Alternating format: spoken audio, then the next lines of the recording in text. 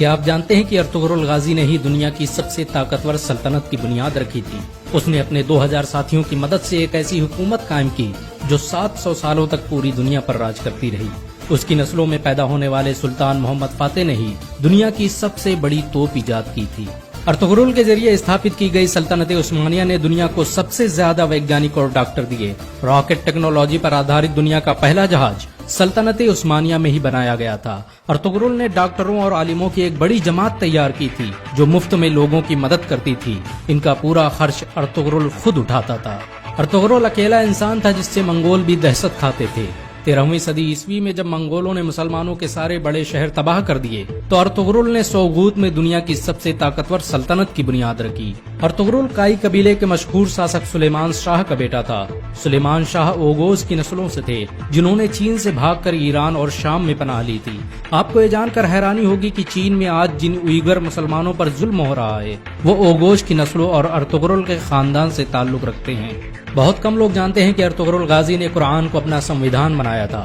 اس کی حکومت میں سود اور بیاج کے استعمال پر سخت مناہی تھی، یہاں تک کہ یہودی اور عیسائی بھی اسلامی قانون کے مطابق تجارت کرتے تھے۔ ارطغرل جب اناطولیہ میں داخل ہوا تو صلیبیوں نے مسلمانوں کے خلاف جنگ چھیڑ رکھی تھی۔ دوسری طرف منگول بغداد کے 10 لاکھ مسلمانوں کا قتل کر چکے تھے، لیکن ارطغرل کے آنے کے بعد اچانک اناطولیہ سمیت وشو کا نقشہ ہی بدل گیا۔ ارطغرل کی شجاعت اور ہمت سے دشمن بھی کانپتے تھے۔ اس نے اپنے چند ساتھیوں کی مدد سے چنگیز خان کی فوجوں کو گھٹنے ٹیکنے پر مجبور کر دیا۔ صلیبیوں اور منگولوں کے خلاف ارطغرل کے جذبے کو دیکھتے ہوئے سلجوقی سلطان علاؤالدین کیقوباد نے اسے انکارا کی زمینوں کا مالک بنا دیا۔ ارطغرل قرآن کے بنائے اصولوں کے مطابق حکومت کرتا تھا۔ اس کی نظر میں سب برابر تھے، یہی وجہ ہے کہ اس سے پربھاوت ہو کر بہت سے لوگ مسلمان بن گئے۔ چنگیز خان کے سپہ سالار اور صلیبی کمانڈروں نے بھی ارطغرل کے ہاتھوں اسلام قبول کر لیا۔ اناطولیہ کی سرحدوں میں آ کر ارطغرل نے سب سے پہلے سوگوت کا قلعہ فتح کیا۔ یہ وہی قلعہ تھا جہاں پر ہزاروں مسلمان قتل کیے گئے تھے۔ سوگوت کو فتح کرنے کے بعد ارطغرل نے وہاں ایسا نظام قائم کیا کہ وہ سلجوقی سلطنت کا سب سے امیر شہر بن گیا۔ اس کی حکومت میں یورپ کی ایک بڑی آبادی ویاپار کرنے سوگوت آتی تھی۔ ارطغرل بڑا ہی انصاف پسند تھا۔ اس کی تلوار ہمیشہ میان سے باہر رہتی تھی۔ سلجوقی سلطنت کے خلاف سازش رچنے والے سعد الدین کوپک سے لے کر کمانڈر ڈریگوس کو اس نے سرعام قتل کر دیا تھا۔ ارطغرل نے جس سلطنت کی بنیاد رکھی اس نے ماتر 100 سال کے اندر ہی آدھی دنیا کو فتح کر لیا۔ اس سلطنت کی سرحدیں ایشیا سے لے کر یورپ اور افریقہ تک پھیلی ہوئی تھی، یہاں تک کہ پورا بھومدھیہ ساگر خلافت عثمانیہ کے قبضے میں تھا۔ 17ویں صدی عیسوی تک دنیا کی آدھی دولت سلطنت عثمانیہ کے قبضے میں تھی۔ جاپان، روس اور فرانس جیسے دیش ترکی کی خلافت عثمانیہ سے قرضے لیتے تھے۔ یہ سلطنت اتنی بڑی تھی کہ جب اس کا انت ہوا تو 42 نئے دیشوں کا نرماण ہوا۔ آپ کو یہ جان کر شاید حیرانی ہو کہ ارطغرل کا خاندان دنیا میں سب سے لمبے سمے تک حکومت کرنے والا خاندان ہے۔ اس کے خاندان کے 36 لوگوں نے 700 سالوں تک حکومت کی۔ ارطغرل کے بعد خلافت عثمانیہ نے 500 سے ادھک جنگیں لڑی جن میں زیادہ تر فتح حاصل ہوئی۔ ارطغرل چٹانوں کی طرح سخت تھا۔ وہ جب اناطولیہ آ رہا تھا تبھی راستے میں اس کے پتا سلیمان شاہ کی ڈوبنے سے موت ہو گئی اور اس کے بھائیوں نے اناطولیہ جانے سے انکار کر دیا، لیکن ارطغرل اکیلے ہی اناطولیہ آیا اور صلیبیوں پر قہر بن کر ٹوٹ پڑا۔ منگولوں نے ارطغرل کو مارنے کی ہزاروں کوششیں کی لیکن وہ کبھی کامیاب نہیں ہو سکے، یہاں تک کہ انہوں نے اپنے دشمنوں سے بھی ہاتھ ملا لیا۔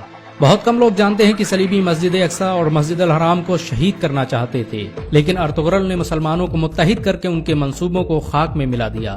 آپ کو یہ جان کر حیرانی ہوگی کہ یہودی 13ویں صدی عیسوی میں ہی اسرائیل دیش کی استھاپنا کرنا چاہتے تھے اور اس کے لیے انہوں نے مسلم دیشوں کو ختم کرنے کی سازشیں بھی رچی تھیں، لیکن ارطغرل کی وجہ سے ان کے سارے منصوبے فیل ہو گئے، کیونکہ جب سلجوقی سلطنت کو ختم کیا گیا تو ارطغرل نے اپنی حکومت کا اعلان کر دیا۔